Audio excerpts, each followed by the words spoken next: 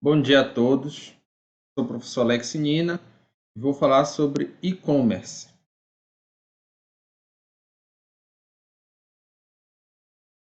Primeiro, uma introdução aqui, um sumário. Nós temos o primeiro tópico, a introdução.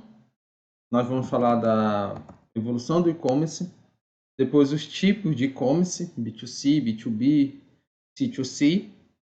Vamos falar de marketing e vendas e nós vamos falar do mix de marcas e e-commerce, focando nos 4 P's básicos do marketing, que é o produto, preço, praça e promoção.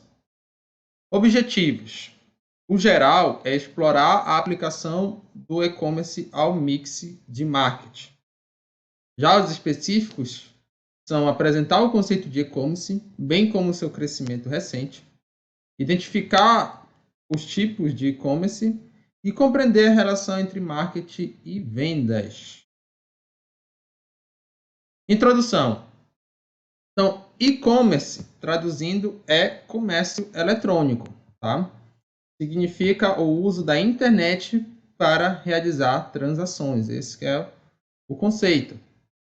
Então, visa ativar transações comerciais digitalmente entre organizações e pessoas. Ela é feita por meio de equipamentos eletrônicos, como computadores, tablets, smartphones, etc. E o seu início formal ocorreu em 1995, quando essa empresa Netscape começou a criar anúncios pagos na internet. Então, começou a monetizar o que era feito online. A evolução do e-commerce aqui no mundo, tá? A gente percebe, pegando os anos recentes, de 2014 até a data desse aqui é de 2020, né? A gente percebe uma crescente do faturamento do e-commerce. E aqui foi feita uma projeção, nós já passamos 2021 e 2022, mas nada supõe que isso vai mudar. Ou seja, o e-commerce é uma tendência global, acelerou durante a pandemia, a gente viu um salto vertiginoso aqui. Tudo bem que esse mesmo ritmo de crescimento não se manteve depois, porém, não quer dizer que ele parou de crescer. E vai continuar crescendo porque você está tendo aí cada vez mais transações eletrônicas e a internet cada vez mais sendo acessível aos diversos povos e nações. E onde é que vem crescendo mais a compra online? No Brasil, tá? Pegando o ranking aqui de 2000 do crescimento projetado entre 2022 e 2025, o Brasil é o país com maior crescimento de compra online, seguido da Argentina, depois Turquia, depois Rússia, depois Índia. Tudo países em desenvolvimento, tá? A maioria deles. Embora a Argentina esteja com uma crise, mas a gente percebe que o Brasil está muito promissor para o e-commerce.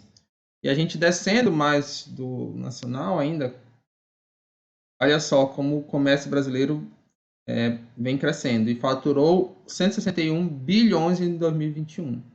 Ou seja, é uma tendência e está faturando muito, tá? Um crescimento de 27% em relação a 2020. Vocês querem ou não entrar no e-commerce com esses dados, hein? Vamos ver por região, então, onde é que tem crescido mais no Brasil? Esse aqui é com base no faturamento de 2021. Região Nordeste. Olha só, crescimento de 2,6 pontos percentuais. Aqui na Bahia, né, no Nordeste. A minha região Norte, da onde eu venho, também está crescendo, tá? Pontos percentuais menos que o Nordeste. Região Centro-Oeste. No Sul diminuiu, tá? Mas o Sul ainda é responsável por 63% do e-commerce no Brasil. Não é que ele diminui a participação percentual em relação às demais regiões do Brasil. Ou seja, o e-commerce ele cresce mais no Nordeste do que no Sul. Como o percentual do Nordeste vai aumentando, percentualmente o Sul vai diminuindo, mas não quer dizer que o Sudeste, perdão, vai diminuindo, mas não quer dizer que não está crescendo lá também. E a região Sul também é uma redução pequena. Então, muitas empresas estão sim com esse olhar para a região Nordeste, onde o e-commerce está crescendo. Tipos de e-commerce. Nós temos o B2C, que é business to consumer, da empresa para o consumidor. B2B, business to business, empresa para empresa. E o B2C, consumer to consumer, consumidor para o consumidor. Vamos ver um por um. B2C é relação frequente dinâmica ou esporádica pontual. Depende do objetivo do e-commerce. Então, pode ser uma relação muito frequente ou esporádica. Pode oferecer mais informações e uma melhor experiência ao cliente do que o comércio tradicional. Olha só que legal. Mais agradável e confortável. Porque, às vezes, você no e-commerce, você consegue ver o produto e ver React deles, consultar fontes externas, próprio canal de YouTube de pessoas.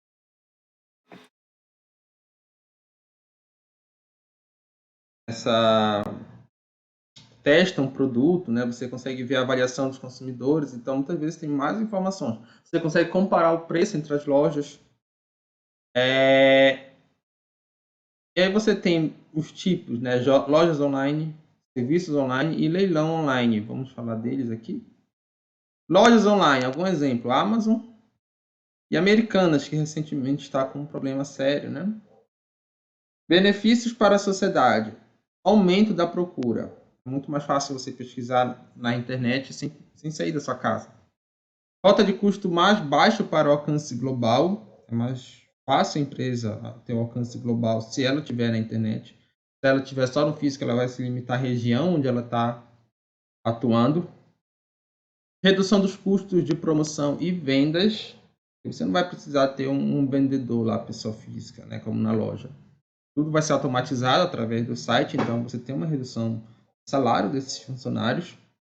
E você tem um menor custo porque se trabalha muito com just-in-time, ou seja, com poucos estoques.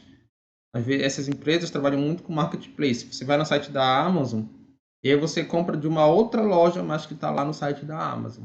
Justamente por a Amazon ser um canal grande aí de divulgação de produtos. Benefício para o cliente, olha, preços mais baixos, maior escolha, você na internet pode escolher qualquer produto aí que esteja disponível. Melhor informação, como falei, você pode consultar aí a avaliação de outros consumidores, ver vídeos sobre o produto e serviço. E maior conveniência também, você não precisa sair da sua casa. Serviços online. Alguns exemplos, serviço bancário, quem já nunca usou um app de banco, né? O próprio mercado acionário, serviços financeiros, seguros, publicitários, de mídia e os serviços públicos, exemplo, o eGov. Tá? Você usa aí o eGov, você pode usar também a própria carteira de vacinação digital. O governo também tem avançado muito no serviço online no Brasil. Leilões online. Um exemplo de leilão online é a própria Bolsa de Valores. Tá?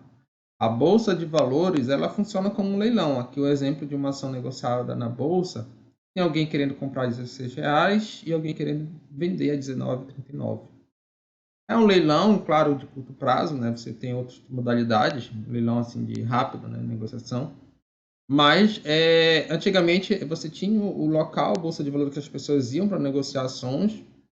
Depois isso passou a ser usado muito o telefone e hoje é tudo na internet através de web, de aplicativos que você pode negociar. Então tudo é online. Business to business. Tem o e-marketplace, que é o mercado digital. Então, de empresa para empresa, tá? A gente, como consumidor, por exemplo, pode entrar numa loja como na Magalu e comprar um produto vendido por outra, mas a Magalu, ela tem uma parceria com a Multiloja aqui. Aqui é o business to business, no caso desse fogão, tá? Olha, vendido e entregue por Multiloja, mas a Magalu, ela dispõe isso no site dela. Então, você tem a organização, compradoras e vendedores reúnem-se para estabelecer laços comerciais entre si, tá? E verticais, organizações de apenas um ramo de atividade, ou horizontais, organizações de diversos ramos. Isso pode ser o business to business, tá? E procurement são as compras eletrônicas. Plataformas eletrônicas para organizações comprarem de forma automática seus produtos de fornecedores, otimizando a cadeia logística. Existe.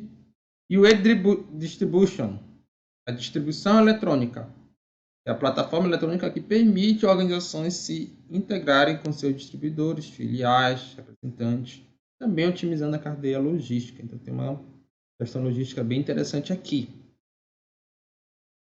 Consumer to consumer. Plataforma.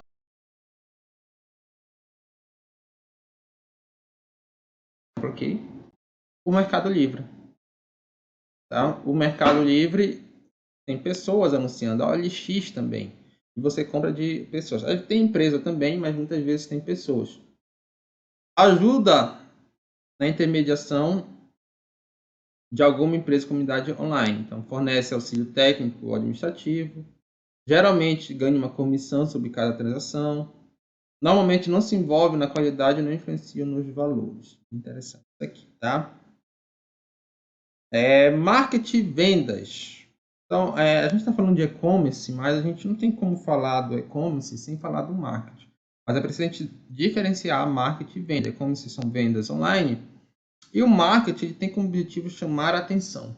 É criar um relacionamento com o cliente. Chamar a atenção e criar um relacionamento com o cliente. A vendas tem o objetivo vender. É a consequência de um relacionamento. Vou dar exemplo, o filme do Coringa. Quem assistiu o filme do Coringa? Então, lá no início, ele está dançando com cartaz na rua. Ou seja, ele está fazendo marketing, chamando a atenção, tentando criar um relacionamento com o cliente. Não vai ser o Coringa que vai vender o ingresso para o teatro. Naquela ocasião, ele está vendendo. Ele só vai chamar atenção. Depois que chamar atenção, a pessoa, né, o consumidor vai com outro cara para comprar o ingresso. Tá? Aí vai acontecer a venda. Mas, para acontecer a venda, pelo menos potencializado, o marketing é super importante. Além de chamar atenção, você tem que criar um relacionamento. Tá? E o foco, em ambos os casos, sempre vai estar no cliente.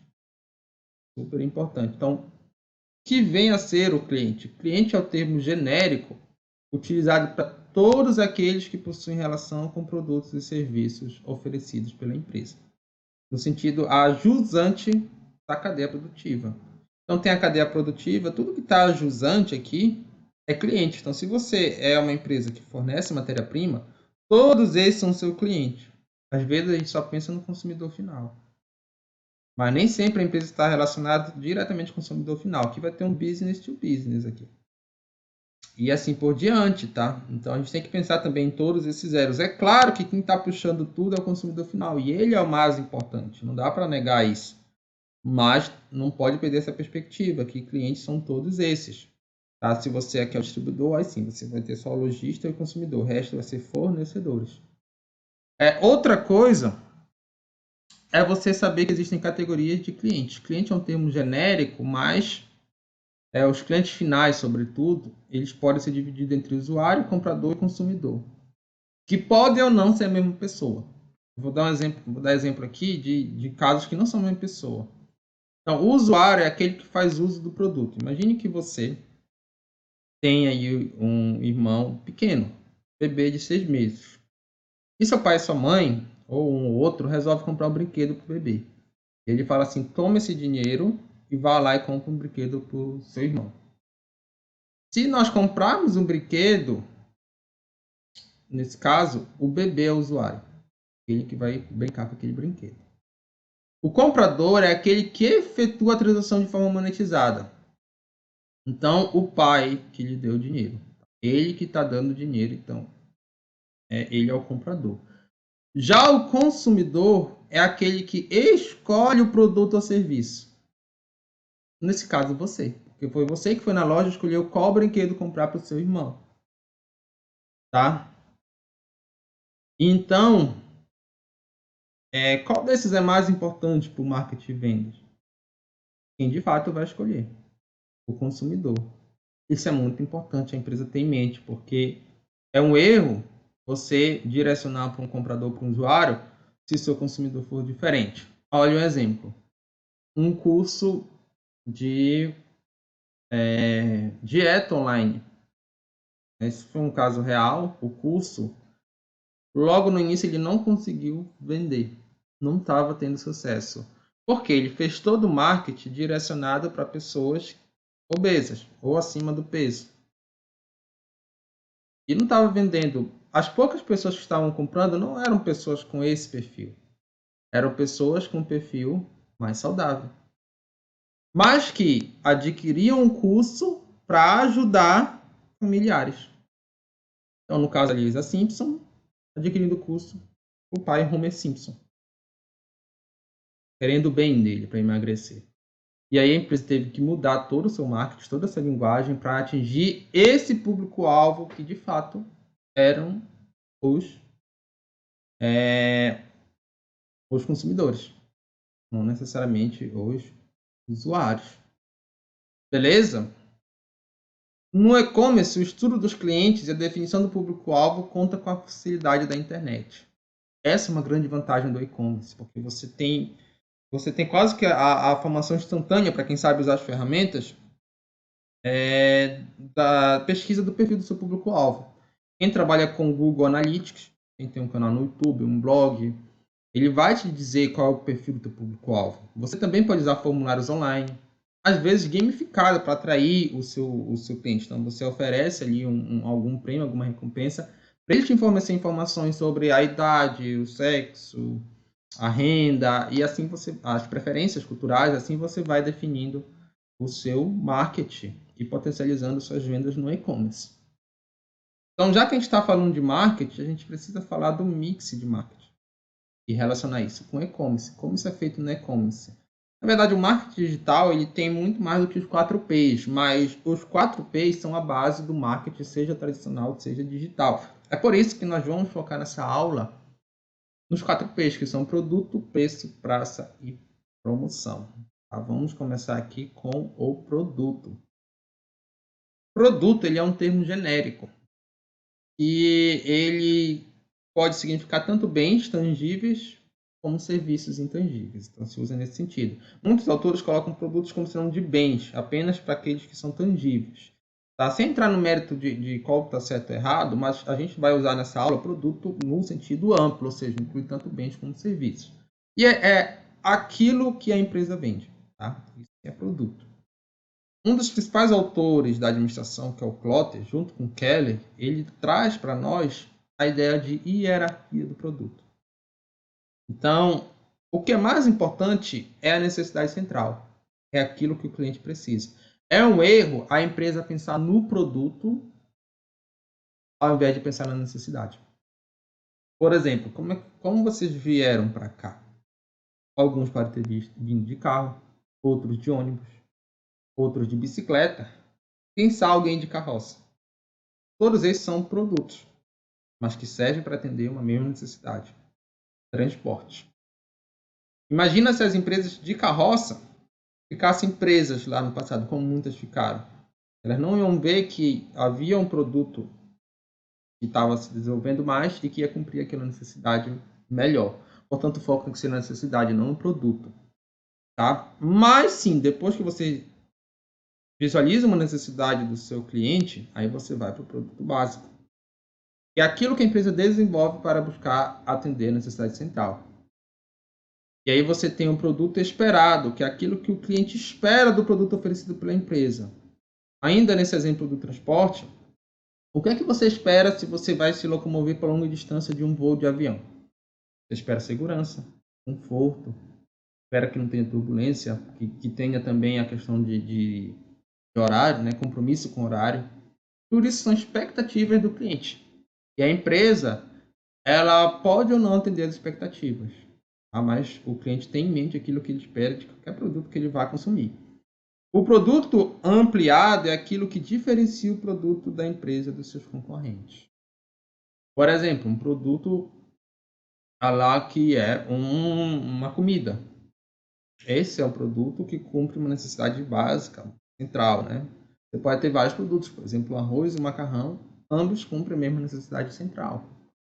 Mas, se você tem um arroz vegano, você já tem um produto ampliado. Ninguém vai consumir esse arroz só por ser vegano, porque ele é um um plus, um mais. Imagina que você é vegano, você vai comprar um arroz que você é vegano, mas o gosto dele é ruim. E aí ele não está atendendo sua necessidade central. Então você não vai consumir mais. Vai consumir uma vez só. Não vai consumir mais.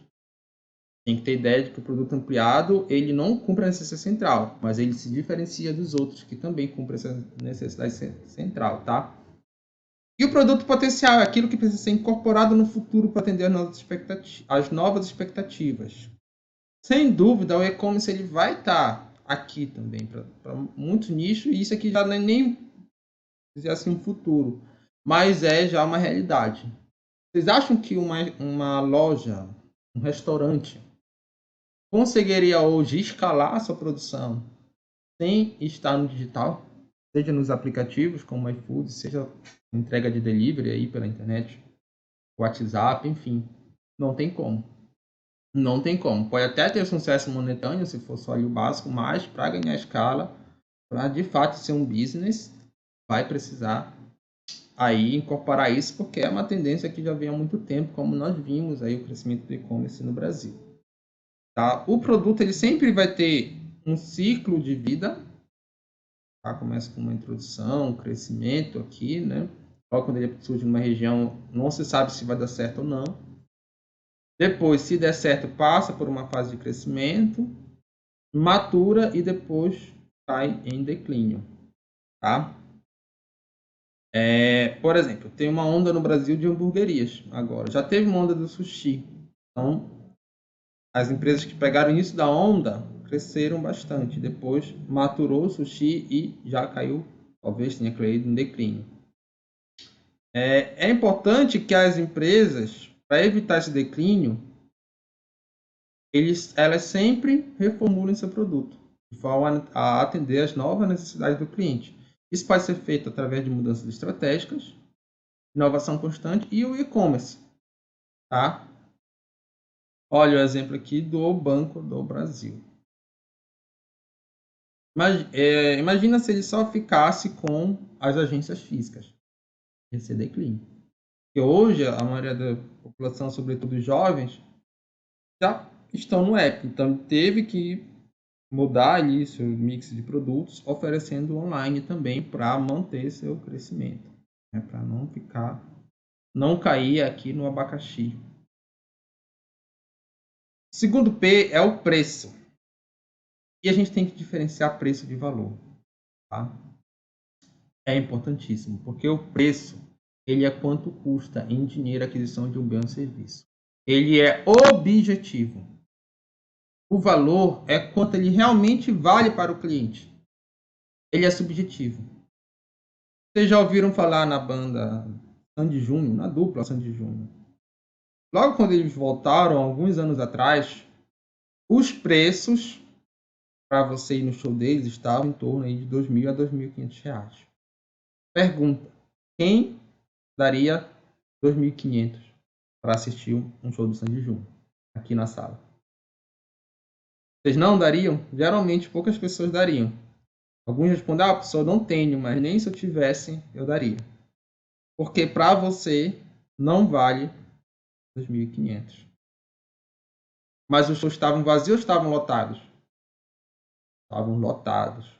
E para muitas pessoas vale. E aí não adianta fazer juízo de valor. Ah, essas pessoas são bestas, enfim. Para elas vale. Elas têm dinheiro ou se endividam, enfim, mas vale. Estão dispostas a pagar isso porque marcou a infância, porque é fã, algum motivo. Pense na sua banda favorita. Será que vale 2.500? Uma banda estrangeira que viesse aqui no Brasil, por exemplo, num evento único. Então o valor ele é subjetivo. O preço é objetivo. Para todo mundo era esse preço aqui. Não importa se você é um mendigo, não importa se você é um Elon Musk.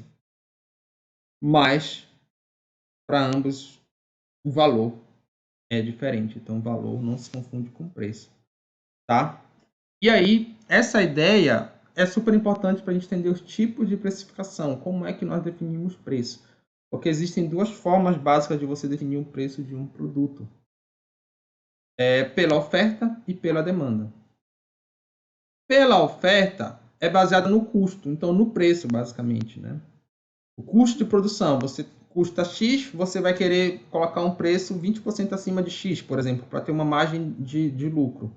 A estratégia é baseada no preço, porque você vai sempre buscar minimizar a produção para ganhar a economia de escala. Uma técnica que vem lá do Taylor, tá? As margens são baixas porque todo mundo vai estar competindo por preço e aí os produtos não vão ser tão diferenciados e aquele que oferecer um preço mais baixo que vai ganhar a maior fatia do mercado, market share. Então essas empresas competem por preço. São empresas que produzem em grande escala e conseguem pulverizar os custos fixos dessa forma. Quanto mais ela produz, menor custo fixo por unidade, por isso dá uma vantagem competitiva para a empresa. A outra forma de você definir o preço é pela demanda. É baseado na demanda do mercado. Ou seja, não é baseado no meu custo de produção, mas o quanto as pessoas estão dispostas a pagar pelo aquele bem ou serviço, independente de quanto custou para mim produzi-lo. Essa estratégia de negócio é baseada no valor, porque olha para o mercado e quantas pessoas estão dispostas a pagar. Na diferenciação, o quanto que aquele produto ou mercado se diferencia, ou produto ou serviço se diferencia para o público-alvo, e geralmente tem margens altas. Exemplo, obra de arte. Obra de arte é um mercado que o custo de produção é muito baixo perto do custo do quanto ele é vendido. Mas ele não pode ser vendido em larga escala, porque um dos princípios é que aquilo é uma raridade. Então não tem como você produzir de muito. Como é uma peça única, ela tem um valor justamente alto, né? Para algumas pessoas, um preço alto, melhor dizendo, já sendo mais objetivamente, por ser uma raridade. E pessoas que estão dispostas a pagar muito, dando uma margem de lucro alta, mas aqui, pessoal, você vai vender muitos produtos com uma margem de lucro baixa e aí você vai ganhar na quantidade. E aqui você vai vender poucos produtos com uma margem alta, você vai ganhar na qualidade. A gente pode pensar dessa forma. Então, a grande questão é que aqui você está no oceano vermelho. As empresas que competem por preço geralmente não se dão bem no mercado. Hoje já não está mais assim. Claro que ainda existem casos, mas sobretudo para os pequenos, não faz sentido competir por preço. Você vai ter que sempre competir por valor, porque a vantagem competitiva do preço é a economia de escala, uma coisa que o pequeno não tem. Então, como é que a gente tem que fazer para competir por valor, sobretudo no e-commerce? O e-commerce ele gera valor para o cliente à medida que ele promove mais comodidade. Tá? Exemplo, o iFood. Você não precisa mais sair da sua casa nem cozinhar para ter o seu almoço.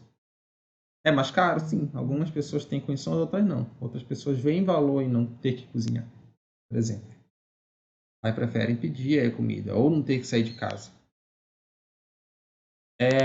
Também proporciona redução de custos. Olha só, para quem também compete por custos operacionais.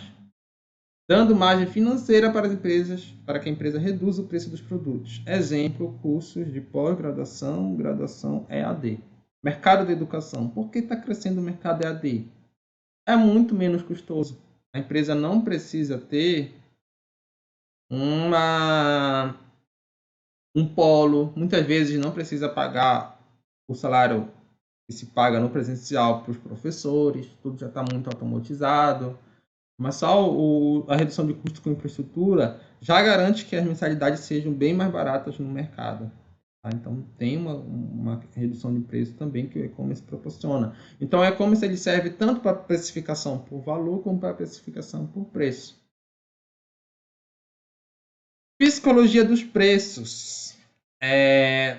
Então, quando você vai definir preço, e isso é válido para o e-commerce, você tem algumas técnicas que atraem mais o cliente. Por exemplo, de 319 por 279. Percebam que a percepção do cliente é que isso aqui é R$200. E a percepção dele é que isso aqui foi um desconto de R$100, porque foi de 3 para 9. Nós, como ser humano, sempre olhamos muito mais para o preço está aqui mais à esquerda. Né? Então, por mais que essa redução tenha sido só de R$40, 499 aqui, só de R$20, a gente arredonda isso aqui, nosso cérebro arredonda para 200, esse aqui para 300, e a percepção de desconto é maior. Isso a gente tem uma sensação de que está tendo um benefício, portanto, vale a pena comprar esse produto. 49 vezes 10 parcelado ou 490 à vista. Quando a gente compra o parcelado, a gente tem uma ideia que também está tendo benefício. Porque é melhor pagar aos poucos do que pagar tudo de uma vez se o montante é igual. Para quem tem educação financeira, isso aqui fica muito claro. Tá? Então, para que serve esse preço? Esse preço aqui é o que a gente chama de âncora. Então, ele não é posto aqui para vender nesse preço, mas sim para estimular as pessoas a comprarem nessa alternativa. Muitas vezes, a âncora é o preço a prazo. Quando se coloca, por exemplo, um juros, 10 vezes R$69. O consumidor ele vai fazer o cálculo aqui, vai saber que é R$690, mas à vista ele está com 490. Opa, R$200 de desconto, vou comprar à vista. Mas a empresa sempre queria que vendesse à vista. Ela, se vender a prazo, ok, ela colocou um valor bem alto porque vai valer a pena, mas ela queria desde o início à vista. Tá? Esse outro exemplo é bem interessante. A forma como você orienta o produto induz a percepção de preço do consumidor. Se você orientar o sapato para a direita, aqui à frente dele, o nosso cérebro entende que personaliza esse sapato, né? Que aqui é uma frente. Até porque a gente coloca o nosso pé aqui e a gente anda nessa direção. As pessoas tendem a enxergar ele como algo mais caro. Isso foi feito uma pesquisa nos Estados Unidos, para você colocar uma seta no preço do sapato conforme você visse a imagem. E as pessoas que viam ele orientado para a direita colocavam mais próximo do valor máximo. Quando estava orientado para a esquerda, colocavam mais próximo do valor mínimo. Por quê? Nós contamos os números da esquerda para a direita. Então, se vocês perceberem, a maioria dos anúncios, principalmente das grandes lojas, eles orientam os produtos para a esquerda, seja um sapato, seja um carro, seja qualquer produto que você possa visualizar ali em uma frente. Tá? Outro exemplo, moedas digitais. Então, os consumidores eles têm preguiça de converter essas moedas em dinheiro. Tá? Seja o gift card, que você compra R$200, mas depois vai ganhar R$200 e você, quando é gift card não dinheiro, você consome mais. Estudos mostram. Os cassinos usam essa técnica há muito tempo. Por isso que eles não jogam dinheiro, sim fichas. As empresas, companhia de milha aérea, poucas pessoas sabem colocar um valor para as milhas aéreas. Muita gente compra passagem por milha aérea e diz assim, saiu de graça. Nunca saiu de graça porque, inclusive, você pode vender essas milhas aéreas. Mas as pessoas não fazem essa conversão porque tem preguiça. E as empresas acabam usando isso a seu favor. Outro exemplo, cashback está crescendo muito. Empresas como Melios, Cuponomia. Aí, o que é mais? O que chama mais a atenção do cliente? Um produto que esteja vendido a R$81 ou um produto que esteja vendido a R$89 com 10% de cashback? Sem dúvida, esse aqui está chamando mais atenção, porque a pessoa fixa no seu ganho 10% de cashback. Mesmo que na prática, significa praticamente a mesma coisa. Tá? Não tem diferença aqui. Né? 89 menos praticamente R$9, ali, um pouco mais barato. Mas isso aqui chama mais a atenção do cliente. Tá? Outro exemplo é Black Friday, tá? Que você pode usar no online também para estimular suas vendas aí. Aqui o exemplo da Black Friday de 2021. Isso aqui é com base em dados reais, tá? E eu, junto com a minha esposa, vimos isso aqui. Na época ela comprou um iPhone 12. E ela estava monitorando os preços antes da Black Friday. O iPhone 11 estava 4.200, o 12 5.300 e o 13 7.200. Quando chegou a Black Friday, eles subiram o preço do 11. Porque eles sabiam que o 11 não era para vender. Poucas pessoas iam comprar. Eles subiram justamente para a pessoa ter a percepção de que o 12 e o 13 estavam mais baratos. Valia mais a pena você dar quase 200 reais, 150 reais para comprar o 12, tá? E aí o 13 eles caíram o preço para a pessoa ter percepção que estava em benefício em relação ao preço anterior. A mesma coisa com o 12 também. Caíram, só que a queda foi maior no 13, porque era o produto, o lançamento da época do iPhone, né? E nessa situação a gente acabou optando pelo 12, foi o melhor custo-benefício. Combos também existem no e-commerce. O que é isso? O que são esses combos? É quando você vai comprar um produto só e ele te oferece um desconto para você comprar um mix de produtos. É o cross-sell ou um produto, o mesmo produto, mas numa quantidade maior, que é o upsell. Um exemplo disso aqui é quando a gente vai no cinema, tá? E tem a pipoca. E aí você tem preços como algo do tipo R$22 aqui, R$20 aqui, R$18 aqui. Tá? Aí você vê que com somente R$2 você dobra o preço da pipoca. E aqui com R$4 você pega 5 vezes mais pipoca. Então, por mais que você queira só 100 ml, essa estratégia de preço te induz a comprar a pipoca de 500 ml, mesmo que você não consuma tudo isso ou se enjoa da pipoca vendo o filme. Esses dois produtos aqui são âncoras. Eles não são postos para vender. Se vender, tudo bem.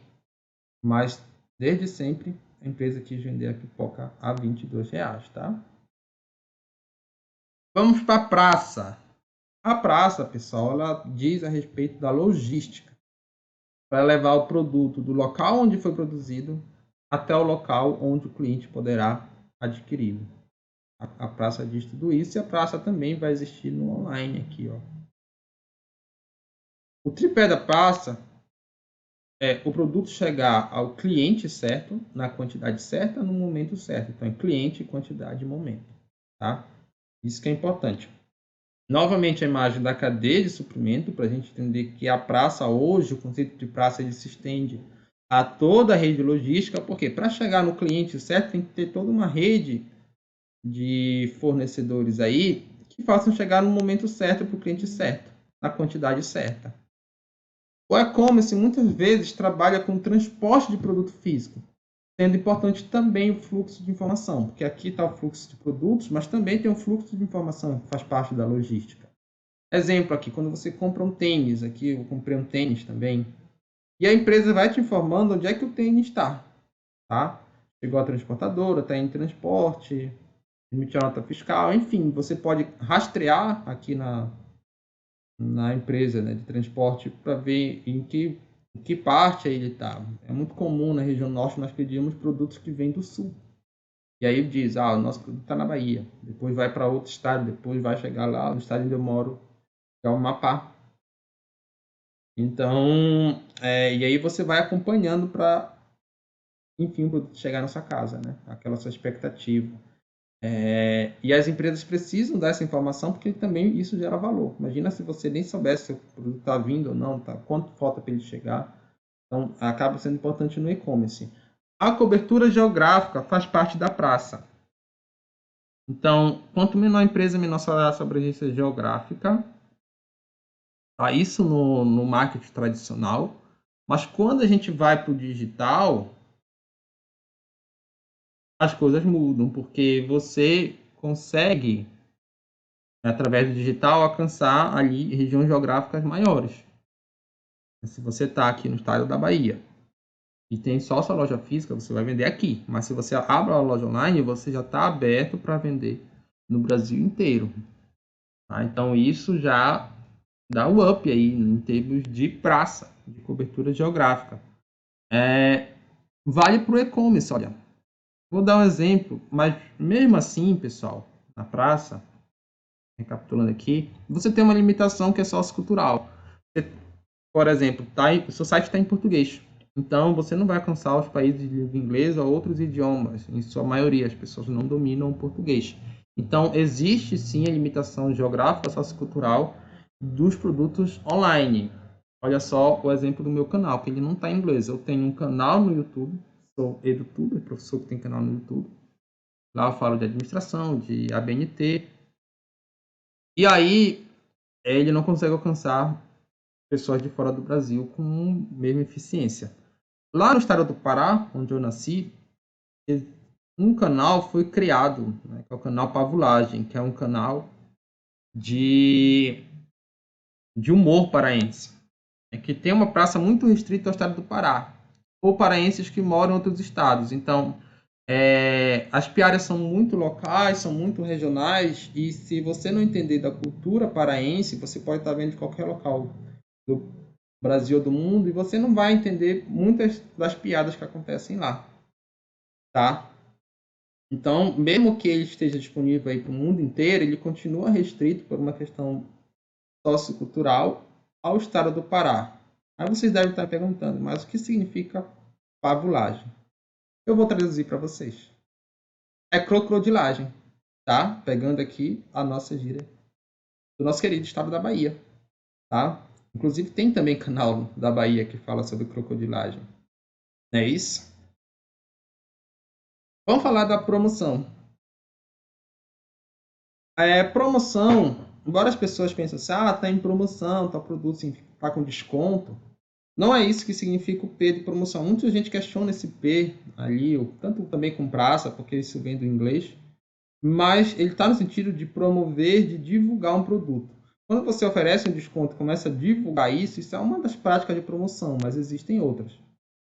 Porque os consumidores eles não têm tempo de analisar minuciosamente cada produto. Portanto, as empresas devem elaborar estratégias de comunicação que permitam avaliar rapidamente o produto. Essa é uma das grandes funções do marketing. Tá? As principais formas de comunicação para divulgar o produto são propaganda, publicidade, venda pessoal, promoção de vendas, merchandising, marketing direto, relações públicas e relações de pós-venda. Vender, pessoal, ele é um processo de tirar dúvidas. Tá? Muitas vezes você precisa mais ouvir do que falar. Isso é um dos erros dos vendedores. Às vezes você está com um cliente e você quer começar a falar um monte de coisa do seu produto. E na verdade você tem que perguntar o que o cliente quer. E ser honesto com o seu produto. Se o cliente quer uma coisa que o seu produto não oferece, não adianta você vender, porque você pode até vender no momento, mas você não vai fidelizar esse cliente. Ele vai achar que você lhe enganou e nunca mais vai voltar para você, mesmo que você tenha outros produtos que no futuro ele possam querer, tá? Então a promoção, no sentido de comunicação, ele é fundamental, saber se comunicar. No e-commerce, um dos principais receios é quanto à segurança. Quem nunca ouviu falar daquelas pessoas, sobretudo mais velhas, que são receosas de comprar na internet? E vira e mexe aparece no jornal aí de golpes online. Caí no golpe online, o produto estava barato, ou um golpe ali de pirâmide financeira. E aí se vocês vão na internet, tem dois sites. Um se chama Loja do Alex e outro se chama Submarino. Qual dos dois você vai ter mais segurança para comprar? Sem dúvida, Submarino. Então a questão da marca vai ser super importante no e-commerce. Quando você já tem uma marca que traz mais segurança ao consumidor, ela é beneficiada no e-commerce, justamente por conta que as pessoas são mais receosas, não estão vendo ali nada. E aí a gente fala de uma coisa de para que serve a gestão da marca. Ela tem a função, pessoal, de facilitar o processo decisório. Lembra que eu falei que a promoção ela vai facilitar aquela nossa decisão que a gente precisaria de muito conhecimento para ter. Imagina, você avaliar dois celulares, um da Samsung e outro da Apple. E aí você vai avaliar a ficha técnica deles. Por mais que hoje até tenha site que vai mostrar ali a ficha técnica de parte por parte, memória RAM, velocidade de processador, velocidade de armazenamento, pixels da câmera, todas essas informações aí que hoje estão cada vez mais sofisticadas, você tem que entender tecnicamente daquilo para poder avaliar. E nem os técnicos, as pessoas conhecem, têm consenso em relação a isso. Imagine quem não é da área, imagine você projetar isso para tudo quanto é produto, que tem suas especificações técnicas. Nós simplesmente não temos tempo de avaliar produto por produto tecnicamente. O que a gente faz? Confia numa marca. A Ao invés de eu avaliar, eu vou escolher um produto da Apple, por exemplo. Eu considero que a Apple tem valor para mim. Ou da Samsung, prefiro o Samsung. Isso vai ser subjetivo, tá? Mas a marca vai ter essa importância de facilitar o nosso processo decisório. Essa marca é boa, só vou comprar dela, mesmo que eu não saiba especificamente as questões técnicas do produto. No e-commerce é muito importante para a gestão da marca o marketing de conteúdo, tá? Então, é uma modalidade que funciona em longo prazo, mas traz resultados consideráveis para a geração de leads. Esses também são termos-chave quando a gente fala de e-commerce. Leads são contatos de possíveis consumidores que deixaram seus dados e suas informações pessoais ou profissionais. Exemplo, e-mail, nome, telefone, rede social, gosto, enfim, tudo isso é leads, tá? Você gera leads justamente para definir seu público-alvo e potencializar suas vendas, tá? Imagine que você vai fazer um anúncio ali numa rede social, seja o Facebook, seja o YouTube, seja qualquer uma dessas. Você vai gastar, se for tráfego pago, você vai gastar milhões para fazer esse anúncio. Se você coloca para todo mundo, esse anúncio vai ter pouca eficiência, porque nem todo mundo vai se interessar pelo que seu produto ou serviço. Mas se você direcionar para um público-alvo que tem o perfil do seu público, aí você vai ter muito mais eficiência no anúncio e também muito mais vendas. Como é que você vai definir esse público-alvo? Com base no lead daquelas pessoas que já compram o seu produto, que já lhe forneceram ali informações preciosas hoje para as empresas, né? Por isso que tem muitas vezes fraude, empresa que acaba vendendo essas suas informações e existe uma questão ética muito grande nessa situação. Só lembrando que existe no marketing digital uma coisa super importante que é o funil de vendas. Tá? Por exemplo, funciona quando você tem um canal no YouTube, como o meu caso. O primeiro passo é você ter as pessoas estranhas que não lhe conhecem, você atrair essas pessoas para conhecer. Seja ali no seu blog, nas redes sociais, anúncios, no caso do YouTube, com uma capa de vídeo ali chamativa, né, da pessoa que vai chamar, mas também nas suas próprias redes sociais, enfim. Depois que você atrai, ele se torna um visitante. E aquela pessoa vai visitar o seu conteúdo que está na internet, sua loja online, enfim. E aí você vai usar ferramentas para captar leads desse visitante. Né? Landing page, formulários, contatos, enfim. São informações importantes das pessoas que visitam o seu site, na sua rede social, o seu canal no YouTube, a sua loja online. E aí você vai buscar, através desses leads, criar um relacionamento, tá? Com ferramentas com e-mail, mandar informações por e-mail, rede social, marketing de conteúdo, tanto em parte técnica, como também até mesmo informática, para tentar atrair, fazer com que você seja empático em relação a esse cliente produto. Um exemplo, a Magazine Luiza, ela tem a robozinho que é a Lu, né? E a ideia de você ter um atendente virtual personificado é justamente para ele ser mais empático às pessoas. Então a Lu, por exemplo, ela tem um canal no YouTube que dá dica de gamers. E ela patrocinou a seleção feminina, a Magazine Luiza, de futebol. Quando a seleção feminina perdeu na Copa, ela chorou. Isso viralizou, né? Aquela empatia. Por mais que seja um robô, isso acaba criando um relacionamento com o cliente, um aspecto mais humano. E a última etapa desse funil de vendas é quando a pessoa, além de se tornar um cliente, já criar um relacionamento para você, além de um relacionamento emotivo, mas também um relacionamento que ele compra o seu produto com certa recorrência, né? Seja um cliente fiel, ele passa também a recomendar. Vocês nunca viram um vídeo? Compartilhe, né, o nosso canal para ele crescer. Você realmente gosta, acha que esse canal dá valor, você acaba compartilhando, porque espera que outras pessoas também cresçam através daquilo que você está recomendando.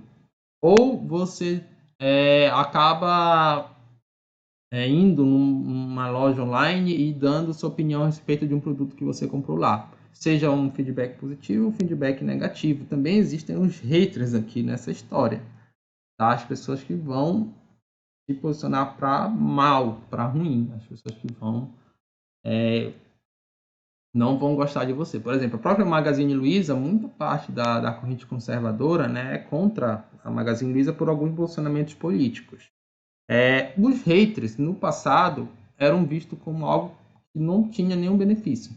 Existia uma métrica que era, quanto mais lovers você tem e menos haters, ou seja, a diferença de ambos, melhor para a sua empresa. Lovers são as pessoas que adoram, haters as pessoas que odeiam. Então, o objetivo era maximizar essa diferença.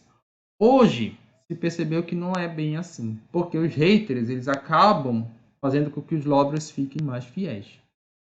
E é super importante, às vezes até mais do que você ter um grande número de clientes, é você ter uma fidelidade de cliente. Cliente que compra recorrentemente seu produto, se interagem recorrentemente com você. Então, como os haters vão começar a falar mal de você, os lovers vão te defender e vão se tornar mais fanáticos, entre aspas, por isso. Isso vai se expandir, inclusive, na política. Tá? Por isso essa polarização não só no Brasil, no mundo inteiro. Beleza. Algumas ferramentas típicas do e-commerce. Então, você tem automação, e-mail chip, você vai mandar o mesmo e-mail para várias pessoas. Isso de forma automática vai lhe poupar tempo. Análise de mensuração, o próprio Google Analytics, ele vai analisar ali o perfil dos clientes, como é que está o crescimento das suas visualizações. Anúncio no pagos, Facebook Ads, por exemplo, quem tem rede do Facebook, do Instagram, pode pagar para ele anunciar seu produto. Técnicas de SEO, que são chamadas de crescimento orgânico do seu produto, do seu conteúdo, através de mecanismos de busca. Por exemplo, as hashtags são muito utilizadas nesse sentido. Você usa um hashtag com uma palavra-chave que as pessoas costumam pesquisar e elas acabam atraindo mais para o seu blog, para o seu canal no YouTube, para o seu marketplace, enfim, através de mecanismos de buscas, que o principal é o Google, mas existem outros, tá? Bom, atividade de produto. Vamos elaborar, turma, um plano de marketing de um e-commerce. Então, vocês vão pensar num negócio eletrônico e vão elaborar um plano de marketing para vendas online em grupo, tá? Pelo OneDrive. Vocês vão subir para o Word essa pasta e vão editar lá nas nuvens. Eu vou estar corrigindo esse trabalho, tá? Ajudando vocês. Nós vamos ter uma etapa para cada P do marketing. Sempre não esquecendo da perspectiva do e-commerce, tá? Então, tem os prazos. A cada semana é um dos P's que vocês vão ter que escrever, valendo 25% das notas cada.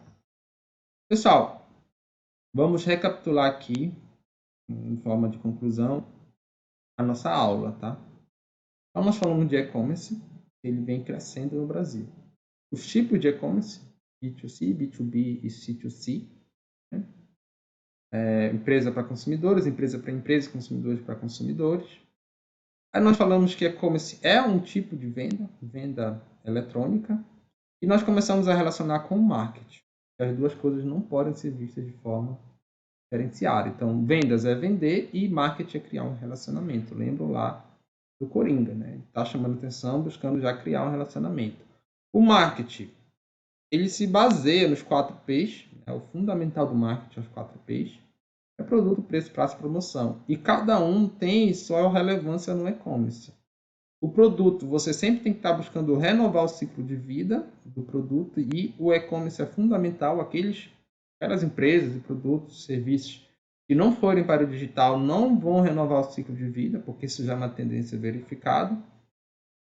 O preço, ele pode gerar comodidade, gerar valor, a gente diferenciou valor e preço, e também pode reduzir os custos de produção. Tá? Um exemplo aqui é o iFood, que ele gera bastante valor a dar mais comodidade para os clientes. A praça, você tem informação online do transporte de produtos, mas tem também questões geográficas culturais que são importantes quando a gente está no e-commerce. Exemplo aqui, a crocodilagem, né?